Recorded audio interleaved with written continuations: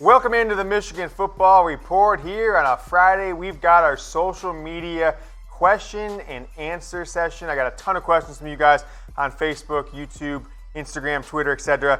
Gonna bring those to you today. You guys have seen the last week and a half been a crazy, wild time for us here at the Michigan Football Report. Zach Charbonnet news somehow got caught up with this other stuff. So, not gonna do the show today. Gonna bring on a guest host. Was just named by Sharester, the social media influencing tool, the most influential man in Michigan football media. Is going to host the show today. So here he is. It's me. All right, let's get into the questions right now because you haters and losers out there just cannot stop talking about me. If you want me to go away, quit tweeting about me all the time, you jerks. But the people who do put in the questions, the loyal watchers of the show for the last 2 years, really appreciate you guys. But gosh, these haters and losers have got out of control. Mike Liskovec says, I wonder, we're starting off with, who put this in here? Production staff. This is ridiculous. I literally just saw what's coming next on screen, and I think I just had a heart murmur. He's basically asking, do you think Blake O'Neill and Jim Harbaugh send each other Christmas cards?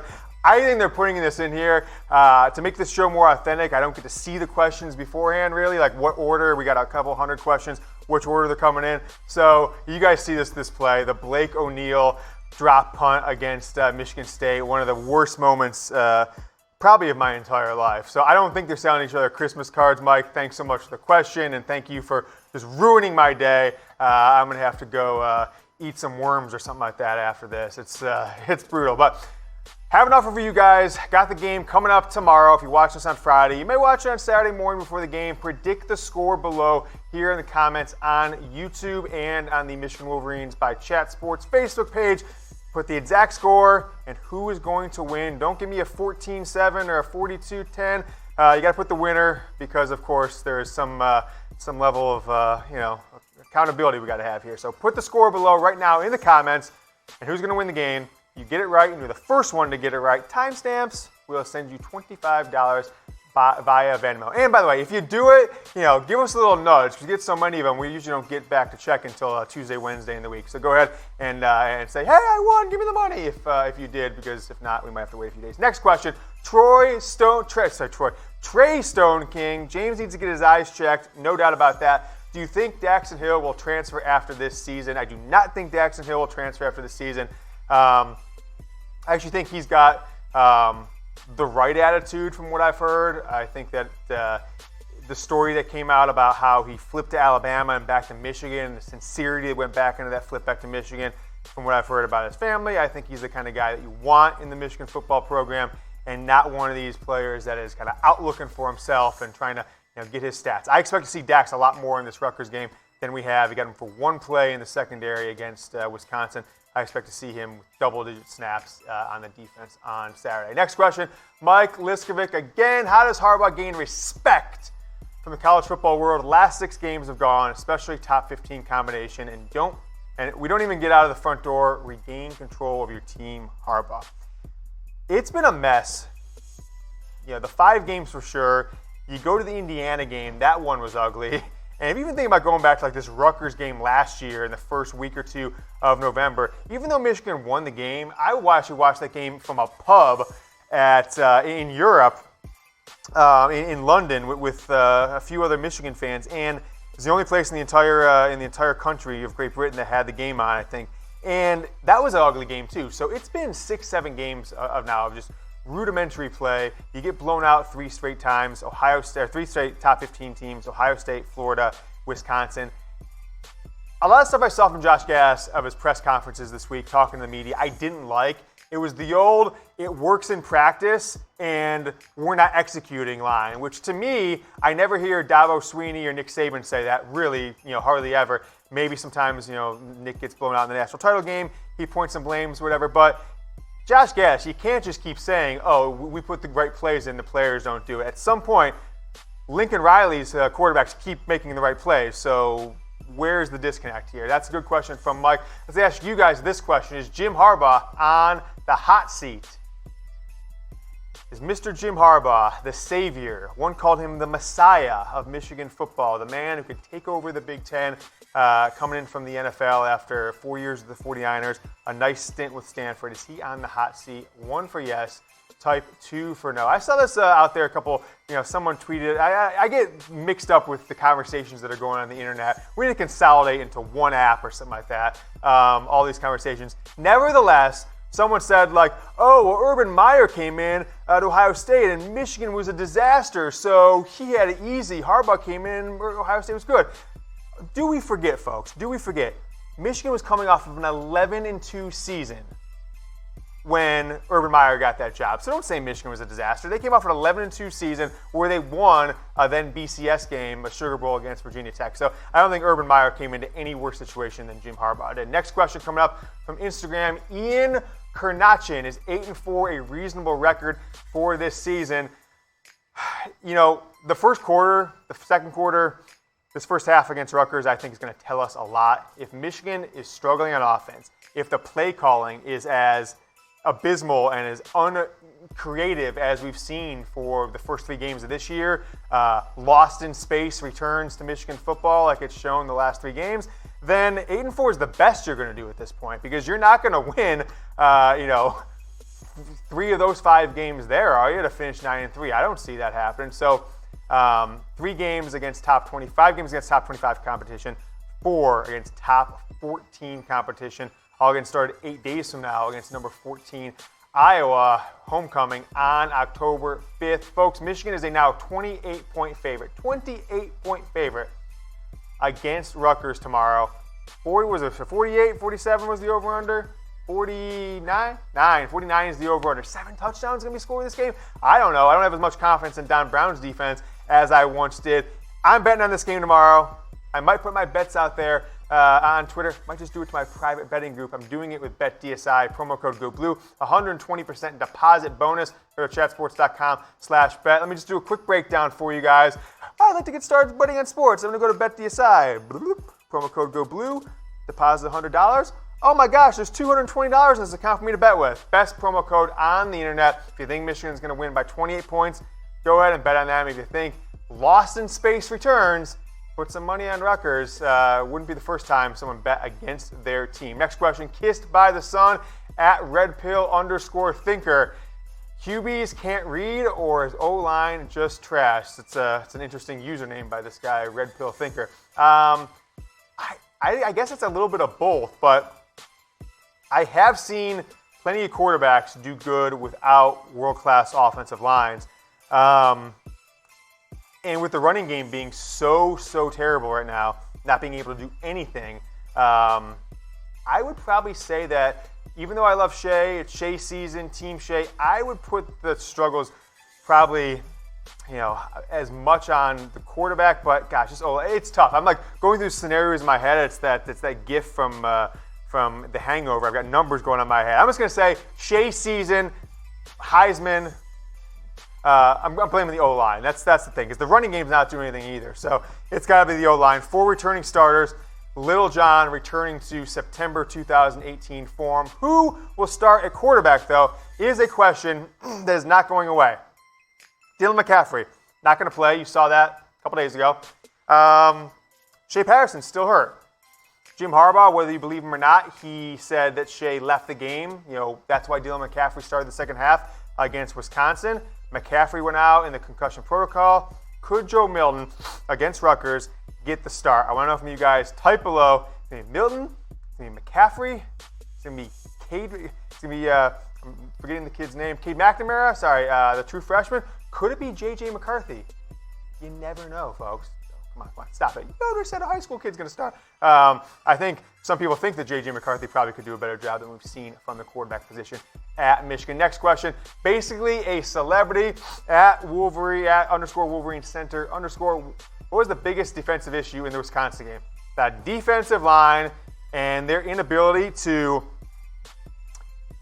get a push against the Wisconsin offensive line. And then whether that's the linebackers, the secondary, the defensive end, how many times Jonathan Taylor got stuffed to one side. Let me just reenact this. We're going to zoom out and do the play thing. I'm running to the right, get stuffed. Wait a second.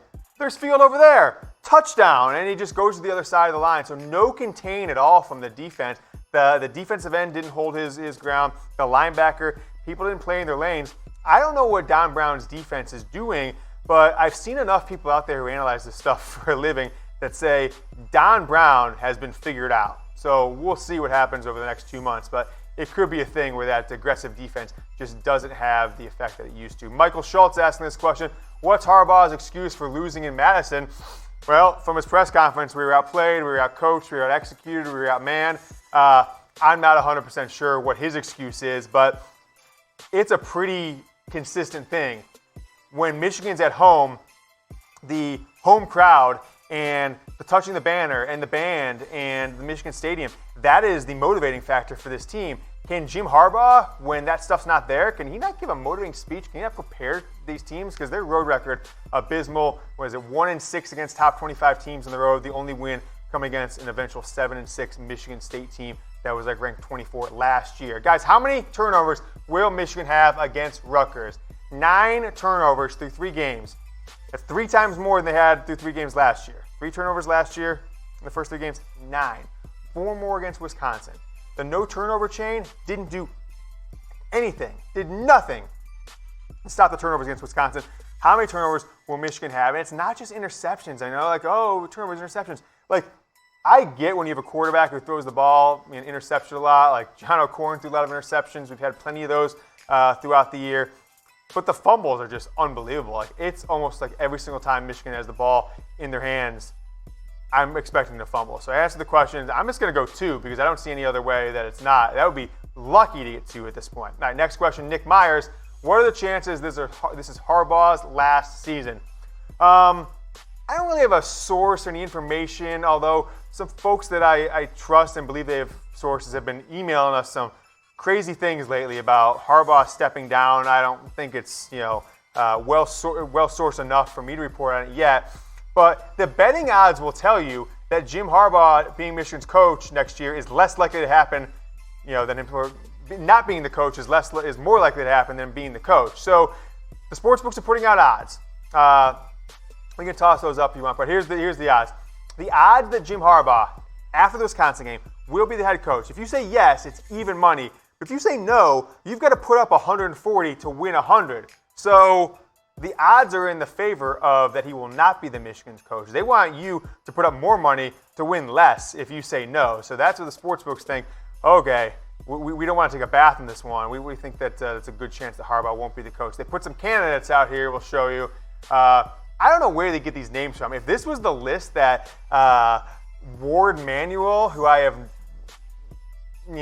I didn't think the basketball coaching search was done at the level of expectations of a Michigan man, and I don't trust him to do the search for a football coach should it be available. Bronco Mendenhall at Virginia, former BYU. David Shaw, Jim Harbaugh is the guy who took over for him. He's OC at Stanford. Everybody knows who Shaw is. Kyle Whittingham has been at Utah for 13, 14 seasons, took over for Urban Meyer at Utah after the 2004 season, and Dino Babers has had a couple nice seasons at Syracuse, but did get blown out, or I don't know if the score was blown out, but lost pretty badly to Maryland a few weeks ago. I don't remember the exact score. Nevertheless, those are the top 4 candidates for the betting lines. Nathan Fisher coming up, asking on Instagram, I believe Harbaugh has taken Michigan in the right direction, but has not done enough to bring them where we want them to be. What do you think Michigan needs to be a great program? To give a great program. I guess I really don't know at this point because Lloyd Carr had the stability factor, and you got every 4 years you got a potential great team that unfortunately most of those years led to a bad bowl loss or a loss to Ohio State, and then you said, okay, we're going to scratch that. It's got us to an 8.5. We can't get to the 10. 1 year under Lloyd Carr, you get to the 10 on a greatness scale, a national title, but Lloyd Carr loses his last 4 to Ohio State before he leaves after this 2007 season. You go completely to the right turn, spread offense, Rich Rodriguez, absolute disaster. No planning in place. Then you're going to go, okay, we're going to go back to the Lloyd Carr. We're going to get a little of that Lloyd Carr magic, baby. That was a disaster. Then you're going to get the proven NFL coach, proven college coach. And if this season goes off the rails, then where do you go from there? That's the downside. The upside potentially is there's a lot of coaches out there that can win 10, 11, 12 games. just go get one of those and get the hell out of his way.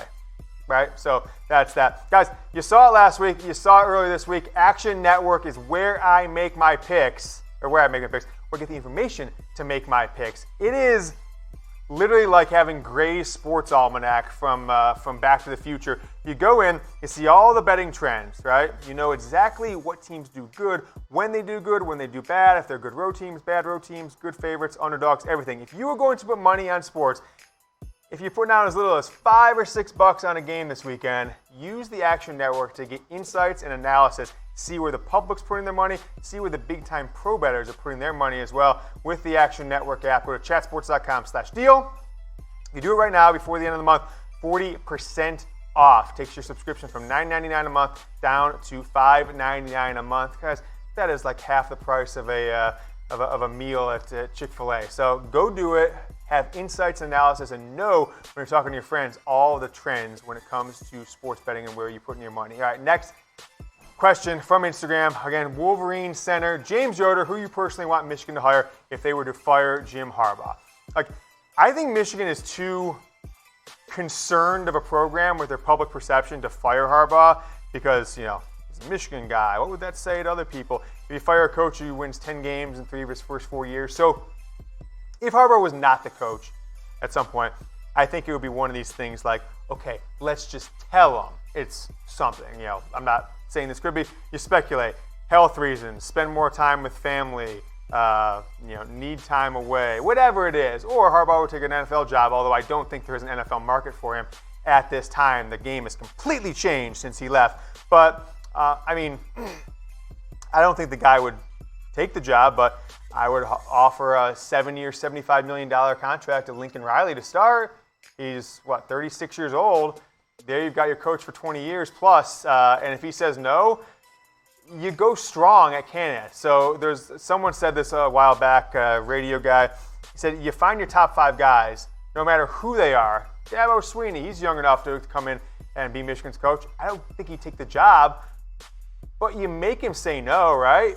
I mean, Michigan football, if they could get Dabo, or whatever they want to call him, would you pay $13 million a year for him if you got a national title every other year? I think that would be cheap at that point. So why not offer, hey, Dabo, you're 52 years old, whatever your age you are. How about a 10-year, $150 million contract?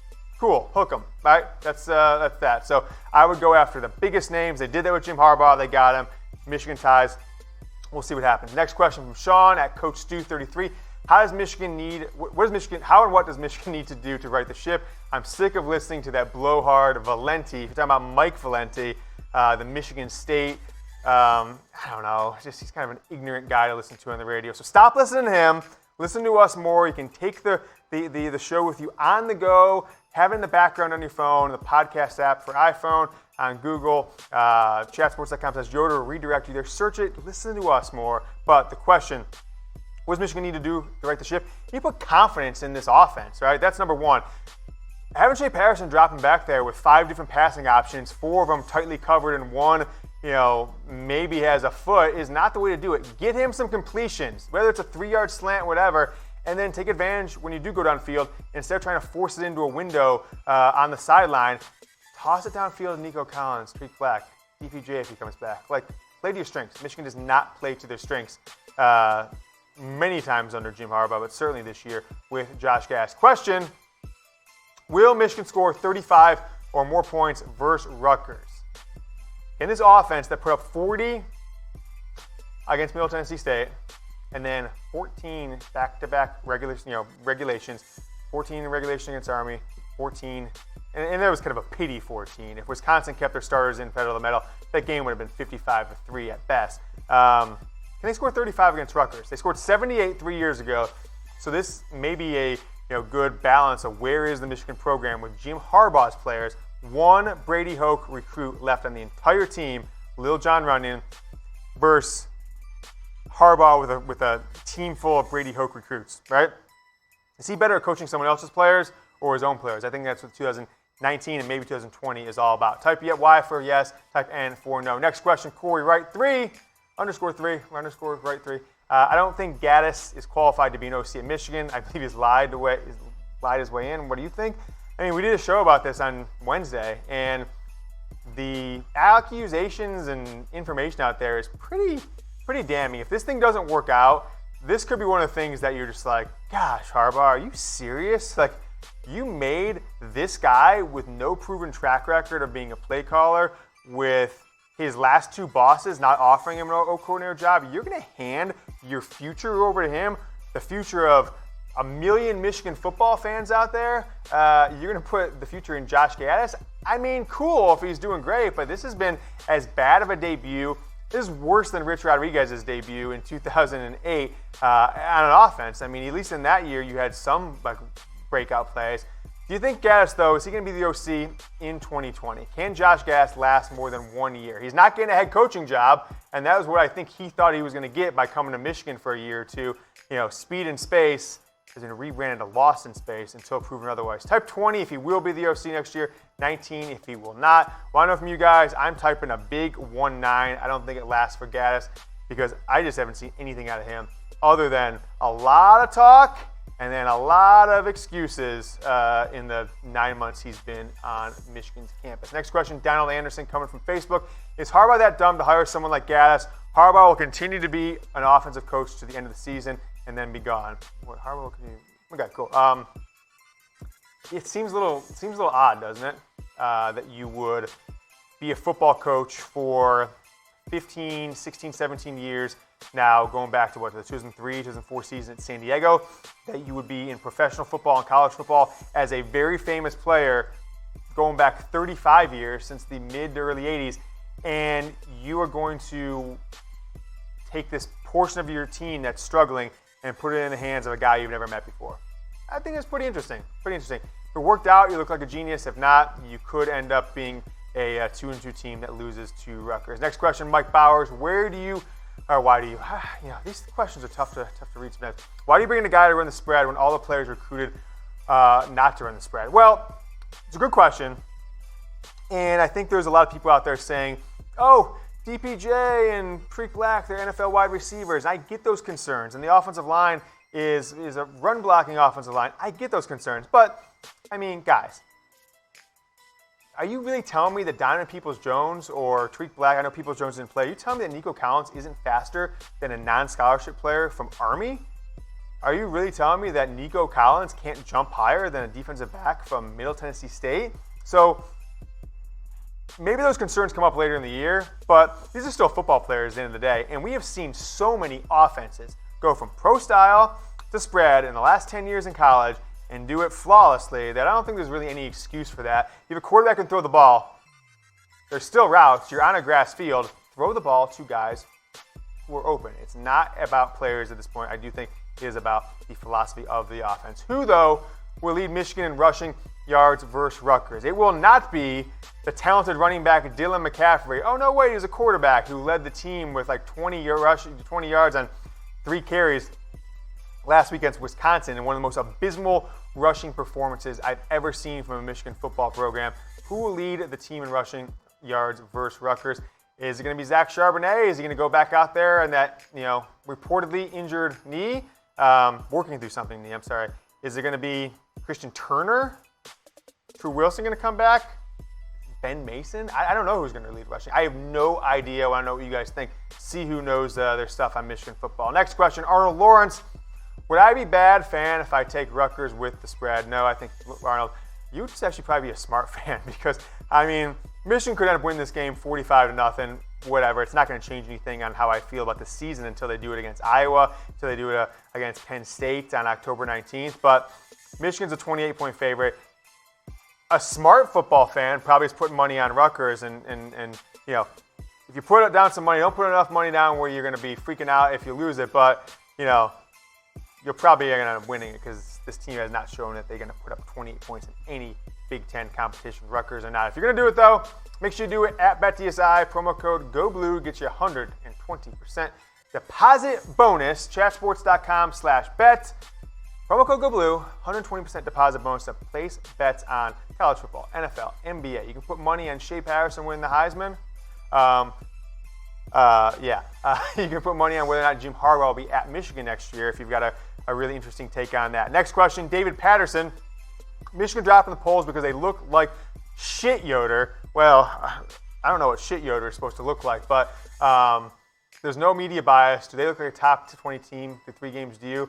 David, I love you, although I'm not sure you're a big fan of that red shirt, unless you're an Ohio State fan coming to watch the show on Facebook. But it's a clear media bias because when you lose a game to a top 10 team like Wisconsin by 3 touchdowns, you drop 10 points after you drop 3 straight weeks. Big time media bias. Ohio State loses a game to Wisconsin or to Iowa or to Purdue. They drop like 3 spots in the polls. Texas loses the game at home to LSU.